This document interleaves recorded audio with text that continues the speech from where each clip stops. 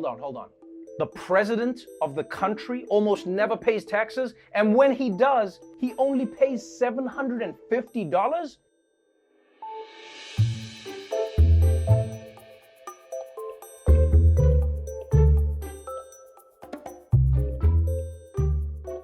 Trump paid Stormy Daniels $130,000, and he screwed the country way more.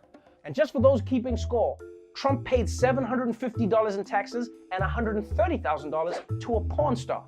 Which means if the IRS wants to get money from Trump, you guys know what you gotta do. $750? I don't know what he should have paid, but it's definitely more than an Xbox and a half.